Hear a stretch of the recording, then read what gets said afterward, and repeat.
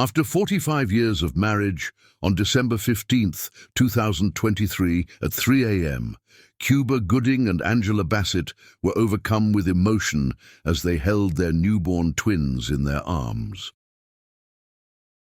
48 years ago, the autumn leaves danced across Hartford University's historic campus as students hurried to their first classes of the semester.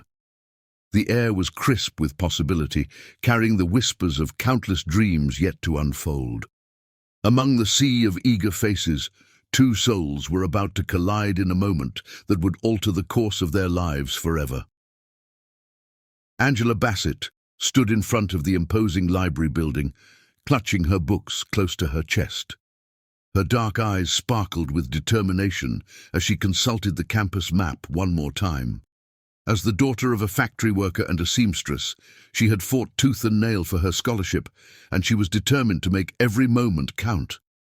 Meanwhile, Cuba Gooding was running late to his literature class, his white sweater catching the morning sun as he sprinted across the quad. Born into privilege but raised with humility, he had chosen Hartford against his parents' wishes, seeking something more authentic than the ivy-covered walls of his father's alma mater. Their first encounter was nothing short of cinematic.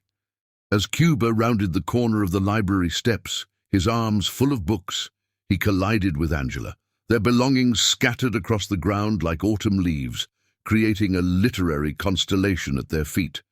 Their eyes met as they both reached for the same dog-eared copy of Pride and Prejudice. "I'm so sorry," Cuba stammered, helping Angela gather her books. His blue eyes crinkled with genuine concern and something else, a spark of immediate connection that neither could explain. "It's okay," Angela replied, her voice carrying a melodic quality that made Cuba's heart skip a beat. "Though I think your Hemingway just had a violent encounter with my calculus textbook." They shared a laugh, and in that moment, the world around them seemed to fade away. The late bell rang, but neither moved. Instead, they found themselves sitting on the library steps, talking as if they'd known each other all their lives. Cuba was immediately struck by Angela's quiet confidence and the way her face lit up when she spoke about her dreams of becoming a business owner.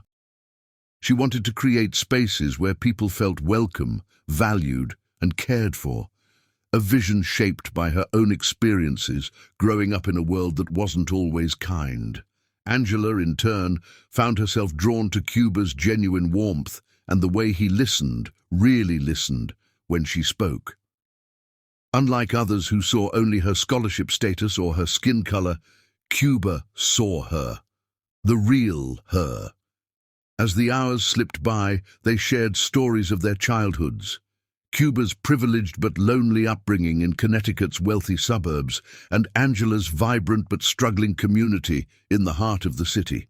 They discovered a shared love for old movies, jazz music, and chocolate milkshakes with extra whipped cream.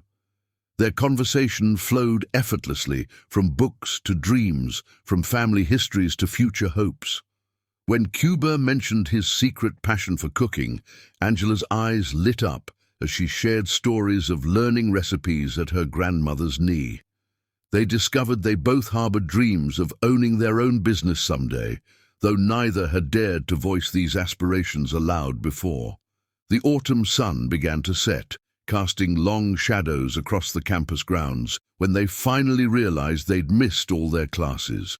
But neither could bring themselves to regret it. In those precious hours, they had found something far more valuable than any lecture could provide. They had found each other. Before they parted ways, Cuba gathered his courage and asked Angela if she'd join him for coffee the next morning. Her smile, radiant and genuine, was all the answer he needed. As they walked their separate ways, both felt that familiar campus had somehow transformed into something magical. That evening, Angela wrote in her journal about the boy with kind eyes who saw past every barrier society had placed between them. Cuba called his younger sister, speaking in excited whispers about the girl who had turned his world upside down in the best possible way. Neither knew it then, but that chance encounter on the library steps would become the stuff of campus legend. Years later, they would often return to those same steps, bringing their own children to show them where their great love story began. The spot would become known as the meeting place among Hartford students, who swore that if you sat there long enough, you could feel the echo of that first magical moment when two souls recognized each other across all divisions of society. The story of their first meeting spread through the campus like wildfire. Some disapproved, clinging to outdated prejudices, while others celebrated the pure and genuine connection they witnessed between the two. But Cuba and Angela remained oblivious to the whispers and stares, too caught up in the joy of discovering each other to notice anything else. Love knows no boundaries. By the spring of 1981, Cuba and Angela's relationship had blossomed into something that transcended the ordinary bounds of college romance. Yet their path was far from smooth in a world still struggling with its own prejudices. Every day brought new challenges, but their love grew stronger with each obstacle they overcame. The first test came during Parents' Weekend in October. Cuba's mother, Eleanor Gooding, arrived in a cloud of Chanel No. 5 and social expectations, her pearls gleaming as bright as her forced smile when Cuba introduced Angela. His father, Dr. Richard Gooding, stood rigid in his Brooks Brothers suit, his disapproval evident in the tight line of his mouth. "Darling," Eleanor had said later that evening, cornering Cuba in his dorm room, "you must think about your future. The family name, the practice, the social circles we move in." Her voice trailed off meaningfully, but Cuba had inherited his grandmother's steel spine along with her blue eyes. "Mother," he replied quietly but firmly, "Angela is my future. She's the most brilliant person I've ever met, and if our social circles can't accept that, perhaps it's time to draw new circles." Angela faced her own battles. Her parents, while supportive, worried constantly about their daughter's heart being broken. Her father, James Bassett, had seen too much prejudice in his lifetime to believe the world would make things easy for them. "Baby girl," he said during one of their Sunday phone calls, "are you sure about this boy? Our people have learned the hard way that love isn't always enough." But Angela stood firm. "Daddy," she responded, twirling the phone cord around her finger. "Cuba's different. When he looks at me, he sees me. Not my color, not my background, just me. And when I look at him, I see my future." Their fellow students' reactions ranged from supportive to hostile. Some couples would deliberately move away when Cuba and Angela sat together in the campus coffee shop. Anonymous notes with ugly words appeared under their doors. But for every act of prejudice, there were moments of profound support. Professor Williams, their literature teacher, became their strongest ally. She invited them both to weekly poetry discussions in her office, creating a safe space where they could be themselves. "Love," she told them one afternoon, "true love is the most revolutionary act in a world bent on division." Their most public test came during the spring formal of 1982. Cuba, now junior class president, was expected to attend with one of the suitable girls. His mother's friends had been parading before him. Instead, he walked proudly into the ballroom with Angela on his arm, stunning in a dress she had designed and sewn herself. The whispers started immediately. Several couples left the dance floor when Cuba and Angela stepped onto it. But as they swayed to Stevie Wonder's "Isn't She Lovely?", something magical happened. One by one, other couples joined them, forming a protective circle of solidarity. By the end of the night, even some of their former critics were smiling. Their love became a catalyst for change on campus. They started the first multicultural student association at Hartford, organizing events that brought different communities together. Angela's brilliant organizational skills and Cuba's natural leadership abilities made them an unstoppable force. During their senior year, they faced their biggest challenge yet. Cuba's grandfather, the family patriarch, threatened to disinherit him if he continued the relationship. It was a test of not just love, but of character and conviction. Cuba's response was to take Angela to the family's Cape Cod summer house one weekend. There, on the same beach where generations of Goodings had played as children, he got down on one knee. The ring he offered wasn't the family diamond his mother had hoped for, but a simple gold band he'd bought with money earned from tutoring. "Angela," he said, his voice carrying over the sound of crashing waves, "I can't promise you an easy life. I can't even promise you my family's acceptance, though I'll never stop hoping for it. But I can promise you this: every morning you'll wake up knowing you're loved completely, unconditionally, and eternally. Will you marry me?" Angela's yes echoed across the beach, carried by the wind and waves to the stars above. That evening they sat on the sand, planning their future. They dreamed of building something together, not just a marriage, but a legacy of love that would show the world what was possible when hearts refused to be bound by society's limitations. Their engagement announcement in the Hartford University newspaper caused a stir that reached far beyond campus. Several alumni wrote angry letters, converted one of the third-floor rooms into a nursery, painting it sunshine yellow, a color of hope. Angela would often stand in that room, running her hands over the crib they'd bought at an antique store, imagining the sound of baby laughter. Their first disappointment came 6 months after they started trying. Angela's period arrived like a cruel reminder, and she cried in Cuba's arms until dawn. "It's okay," he whispered, stroking her hair. "We have time." But as months turned into years, that comfort began to ring hollow. They entered the maze of fertility treatments in 1988. Their doctor, Dr. Sarah Chen, became their guide through a landscape of temperature charts, hormone injections, and endless blood tests. Angela approached it with the same determination she'd shown in college, creating detailed spreadsheets and reading every medical journal she could find. The treatments took a toll on both of them. Angela's body rebelled against the hormones, leaving her emotional and physically exhausted. Cuba felt helpless, watching his wife suffer while carrying his own silent grief. Their only comfort was that the Haven kept them busy. There was always a guest to care for, a problem to solve, a distraction from their personal pain. Their first IVF attempt in 1990 seemed promising. Angela's numbers were good, and they dared to hope. When it failed, they closed the hotel for a week, claiming renovations. In reality, they needed time to grieve. They spent those days in their private quarters, holding each other, crying, and eventually finding the strength to try again. It was during this time that they began noticing young families struggling to afford their stays.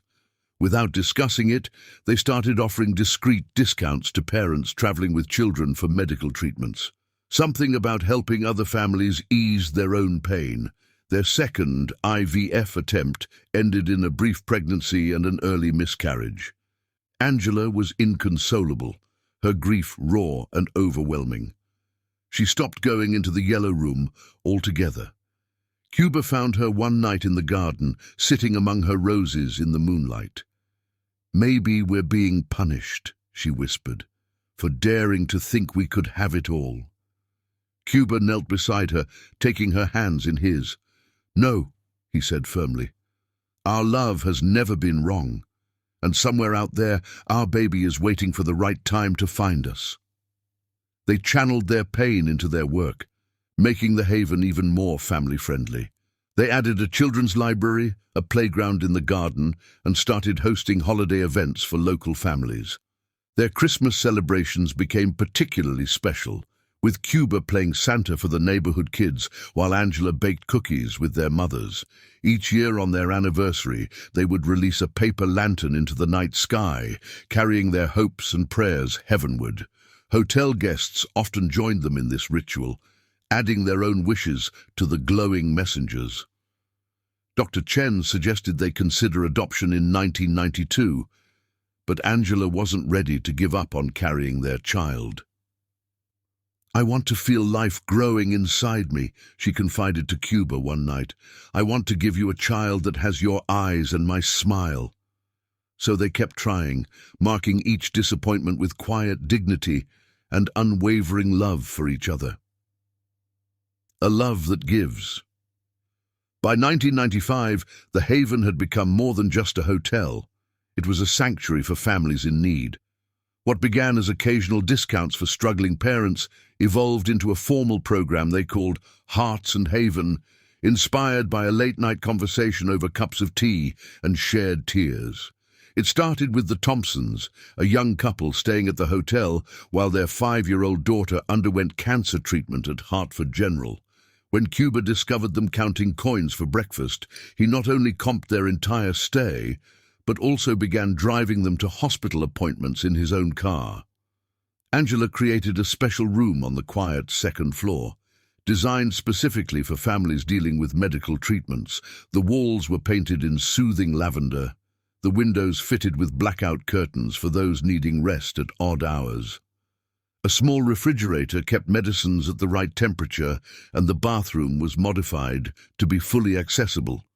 Word spread through hospital social workers and support groups. Soon, the Haven became known as the place where worried parents could find not just a bed, but understanding hearts. Cuba and Angela never advertised their program.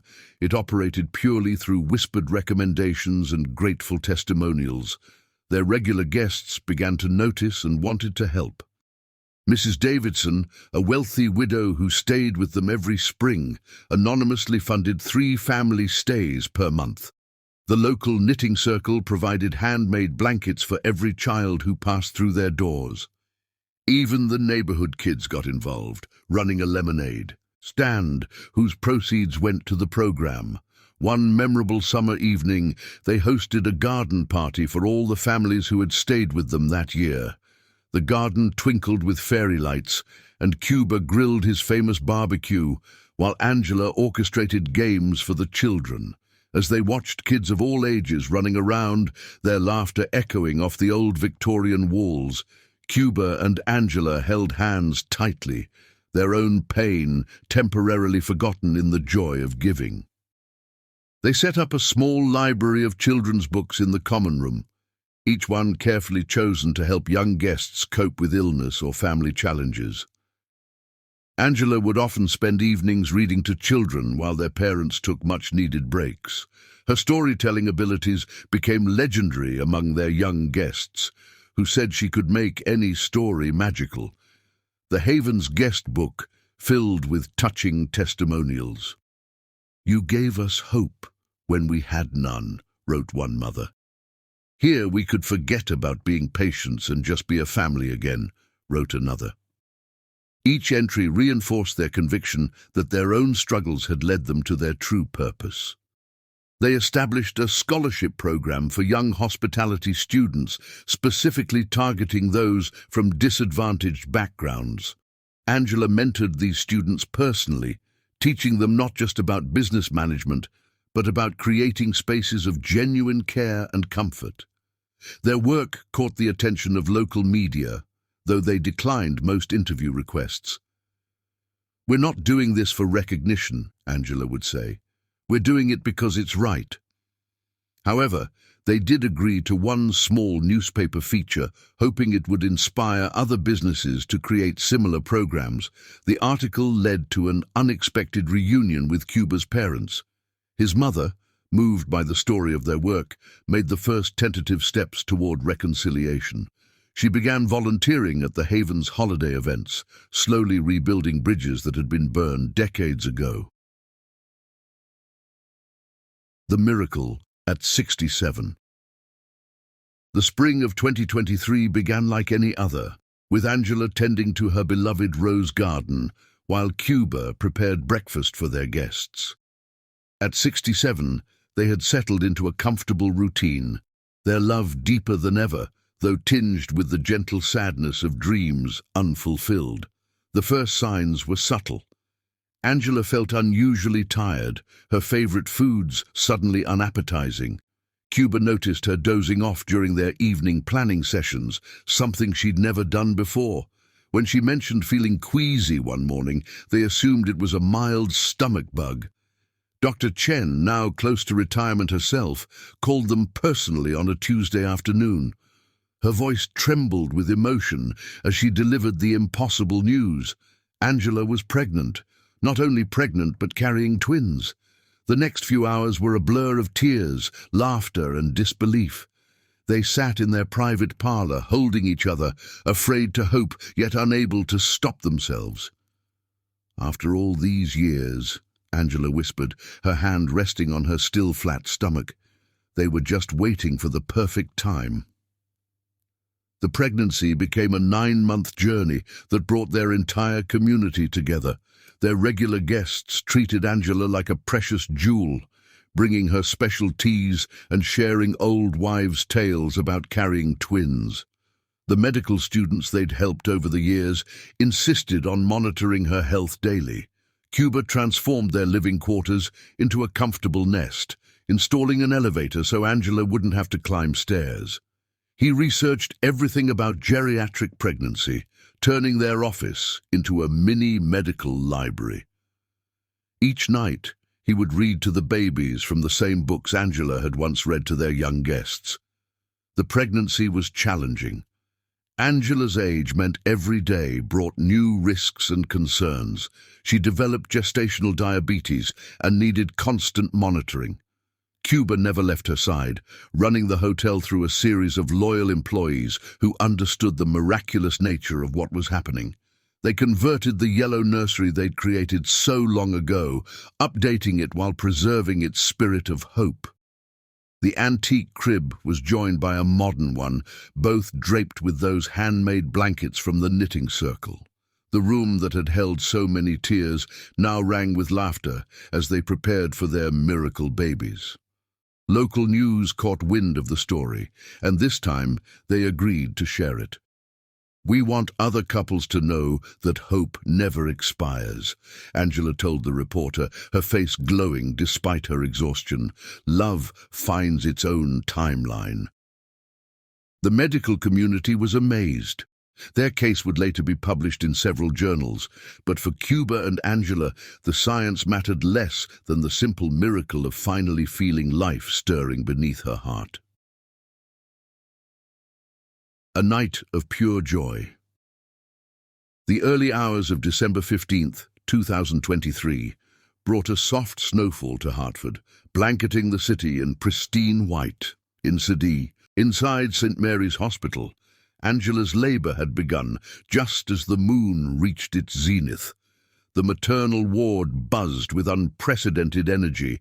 Never had they witnessed the birth of twins to a 67-year-old mother. The delivery room had been specially prepared, with extra specialists on hand and equipment carefully monitored. Dr. Chen had postponed her retirement specifically to deliver these miracle babies, knowing she needed to complete this journey with the couple she'd supported for over 3 decades. Cuba never left Angela's side during the 22 hours of labor. He wiped her brow, fed her ice chips, and whispered the same love poems he'd quoted to her that first day on the library steps. Their hands remained clasped, strengthened by 43 years of partnership as they faced this final challenge together. The medical team worked with focused precision, every movement carefully orchestrated. Dr. Martinez, the head of neonatal care, had assembled his best team. Nurses who had heard about the Haven's charitable work volunteered to assist during their off hours, wanting to be part of this miraculous moment. At 3:17 a.m., the first cry pierced the room's tension, a strong, defiant sound that brought tears to every eye. "A girl," Dr. Chen announced, her voice thick with emotion. 2 minutes later, Her brother followed, his cry harmonizing with his sister's as if they'd been practicing their whole lives. Cuba's normally steady hands trembled as he cut both umbilical cords. Through his tears, he could see that his daughter had Angela's nose and his own blue eyes, while their son had inherited Angela's deep brown eyes and his fair hair. They were perfect combinations of both parents, living testaments to their enduring love. The moment they placed the twins in their parents' arms, the room fell silent. Angela and Cuba sat together on the hospital bed, crying freely as they held their miracles. 4 decades of waiting, hoping and loving had led to this precious moment. The twins, as if sensing the significance, stopped crying and gazed up at their parents with ancient, knowing eyes. "Hello, my darlings," Angela whispered, her voice trembling. "We've been waiting so long for you." Cuba could only nod, overcome with emotion as he gently stroked his son's cheek with one finger. The nurses, usually efficient and businesslike, moved slowly around the room, wiping their own tears. Even Dr. Chen had to step away for a moment to compose herself. This wasn't just a medical miracle, it was a triumph of love over time, hope over despair, faith over probability. News of the birth spread through the hospital like wildfire. By dawn, the waiting room had filled with well-wishers, hotel staff, former guests, students they'd mentored, families they'd helped over the years. They brought flowers, stuffed animals, and handmade cards, creating an impromptu celebration in the maternity ward. Legacy of love. The twins' homecoming transformed the Haven into a place of jubilant celebration.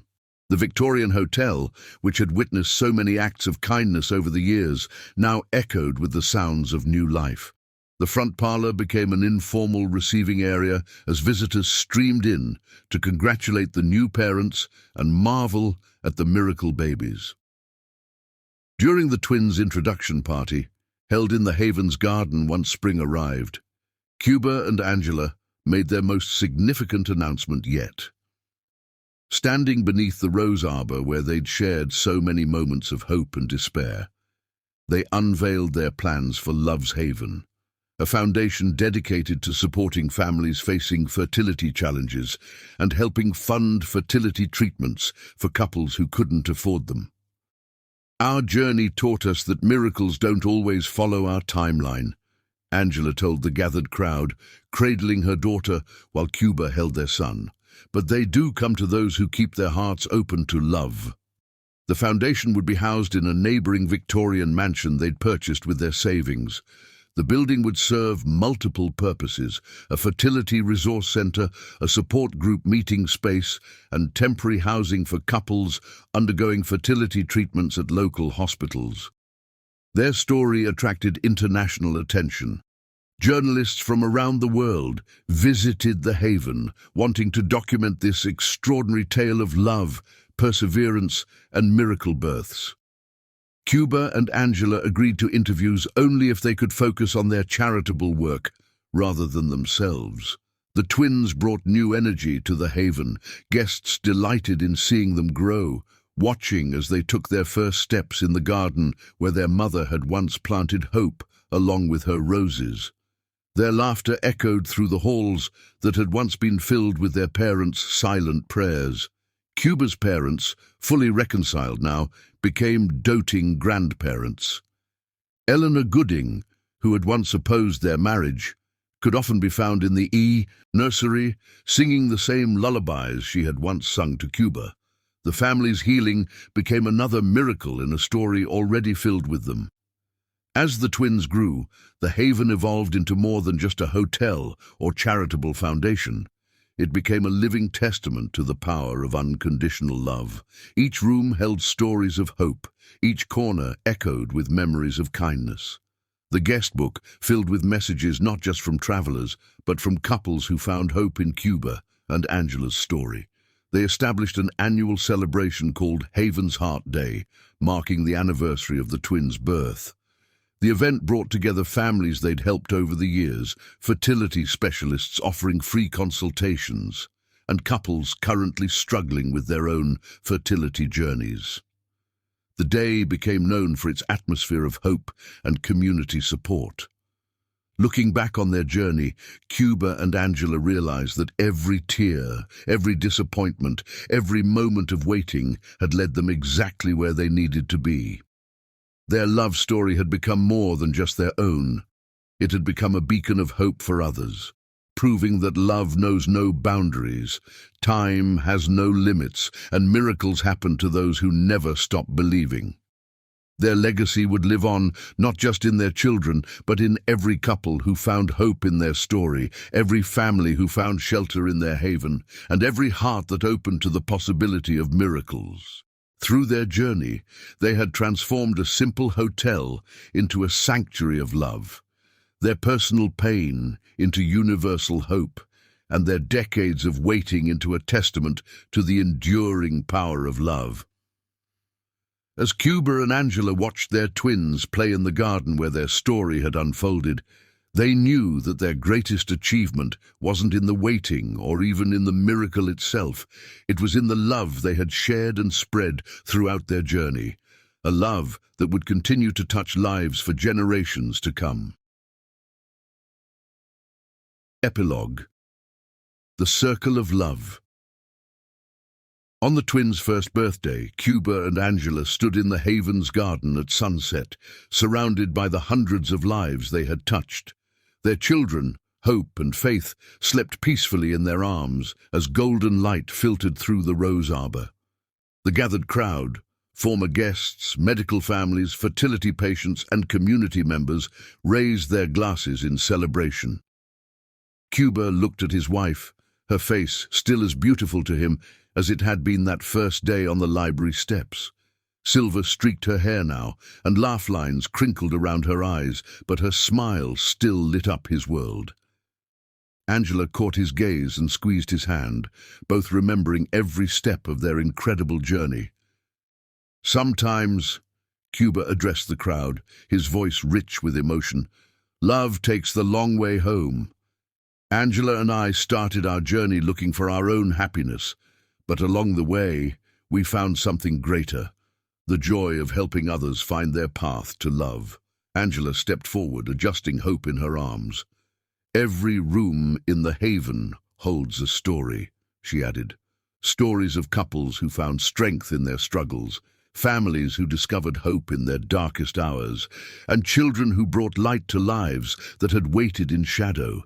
These stories are our greatest treasure. As if on cue, both twins awakened, their eyes, one pair blue, one pair brown, taking in the scene before them. Faith reached for his sister from Cuba's arms, and Hope extended her tiny hand to her brother. The gathered crowd watched in wonder as the babies clasped hands, bridging the small space between their parents. Dr. Chen, now retired but still a cherished friend, stepped forward with tears in her eyes. In all my years of medicine, she said, I've learned that science can explain many things, but it cannot explain the miracles that love makes possible. Cuba and Angela didn't just create a family. They created a community where love knows no boundaries and hope never dies. The setting sun painted the sky in shades of purple and gold, reminiscent of the countless evenings Cuba and Angela had spent dreaming of this moment. The old Victorian hotel stood proud behind them, its windows glowing with warm light, still a beacon for those seeking shelter in life's storms.